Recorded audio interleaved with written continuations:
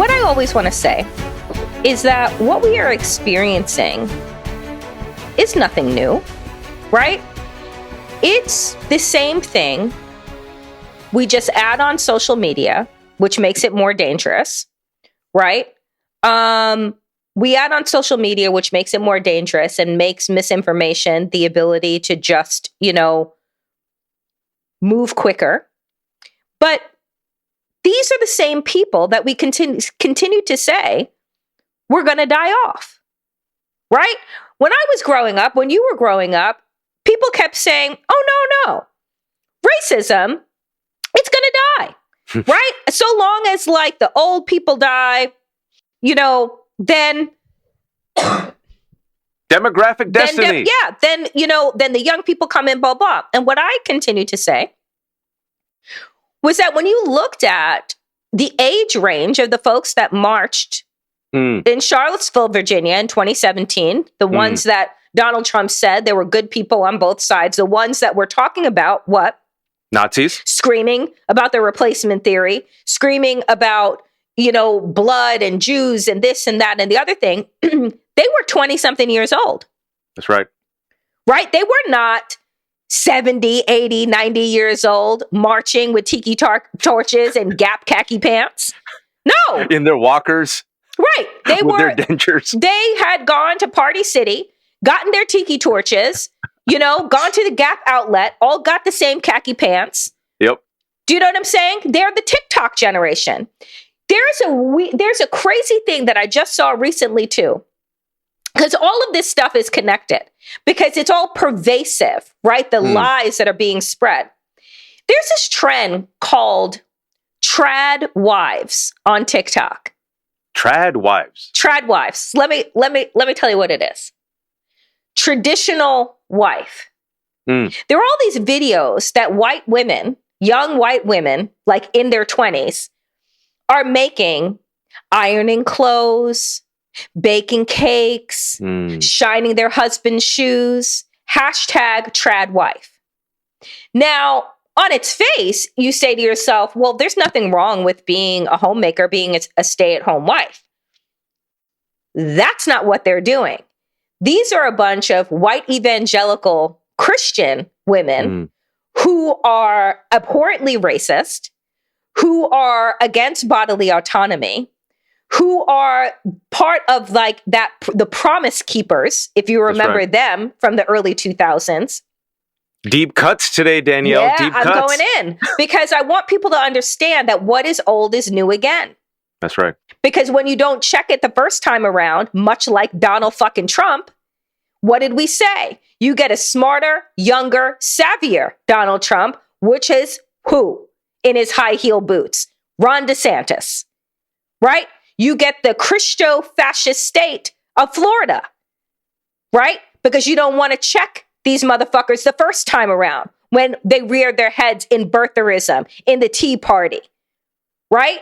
So I pull up, because I'm teaching today, the poem by Martin Niemöller, right? The first they came for. First they came for the communists, and I did not speak out because I wasn't a communist. Then they came for the socialists, and I didn't speak out because I wasn't a socialist. Folks, as Waj is saying, who are they coming for first?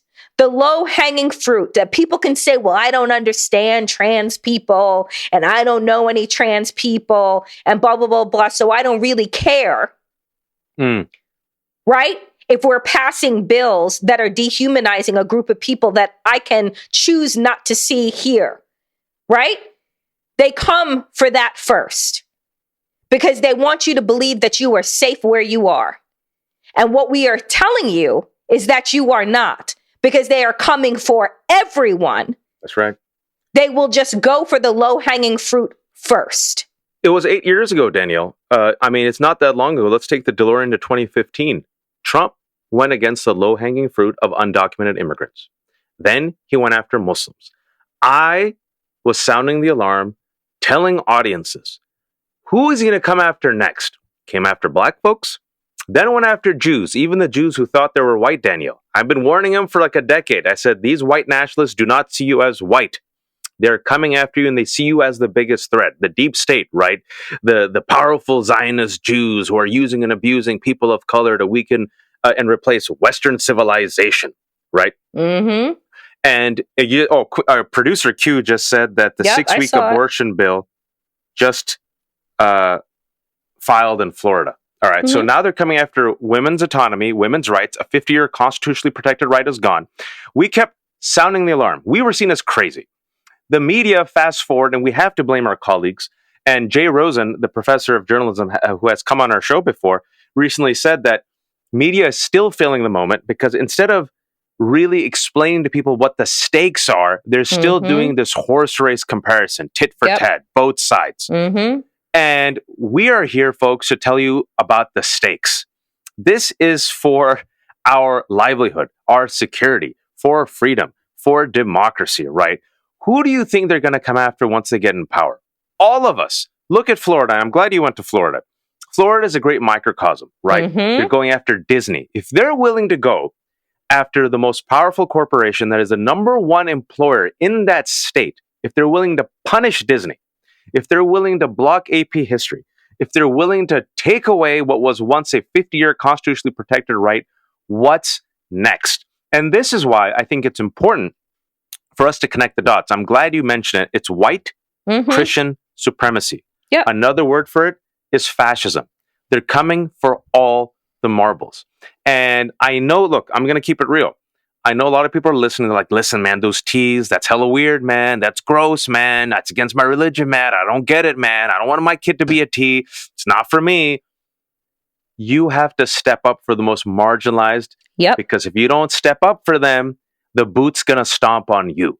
Transgender, as Danielle said, is the lowest hanging fruit. Listen, if you all haven't done the research, you all might think transgender folks are flexing because there's a couple of actors now and a couple of shows. Look at all the groups. That group, man, once you read the statistics, you'll cry. They get abused. They're homeless. Suicide rates are up. Rape, the abuse, neglect. Murder. I mean, it's terrible. Out of all like the groups, the people are literally at the bottom are transgender, and Republicans are instead saying, oh, look, these drag queens and transgenders, they're the ones in power. And so the appeal here is, for all of us, is that once you hear this language of eradication, connect the dots. Who are they coming after? All of us, including Republicans. I'm going to say something wild. When I was growing up, Danielle, Liz Cheney was the poster child for the Republican Party. Her last name is freaking Cheney.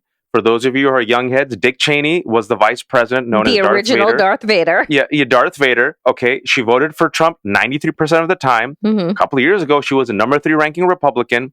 Where is Liz Cheney now, Danielle? By the way, she voted against her own sister's same-sex marriage. Voted against her own sister's same-sex marriage and now says, I probably shouldn't have done that. Liz Cheney said, you know what? Me cowering in the Capitol trying to save my life is a bridge too far. For that sin of going against the Republican Party, Danielle, where is Liz Cheney now? Liz Cheney was voted out of office. So if they're after Liz Cheney and they're trying to kill Mike Pence, what are they going to do to you? Yeah, I mean, we are living in really wild times. And the thing that I want to say about also in our closing about trans folks is this. The reason why the Republican Party is going after trans people is because trans people are some of the most brave and courageous people who live openly and free, right? Who are, by their very existence, moving us to expand our thinking of gender, of systems, who are looking at us and saying, why have we been putting people in boxes since they were born? Right? Why is it important for us to say, you are pink, so you can only go down this aisle. You are blue, so you can only go down this aisle. Nothing made me more disgusted than when my friends started having children. And I saw that even a Lego set, as Waj loves so much, for girls was pastel, but for boys was primary color. And this idea, these roles that we have placed people in, right, have become a cage. That's why we have such toxic masculinity, because we have said that the only emotion that men are allowed to show is rage, right? That's it. And so I say that because people who are stretching and moving and recognizing that we are not one or the other, right? That we are a multitude of things, are pushing these people who have only ever been able to thrive by placing other people in boxes.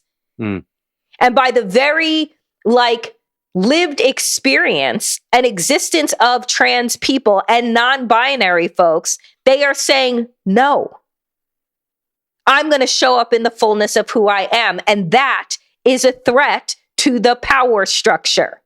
So again, it doesn't matter whether or not you are trans or non-binary. It doesn't matter whether or not you know someone who is trans or non-binary. What you need to know is that they are people worthy of an existence, free from violence, free from oppression, just like everybody else. Period.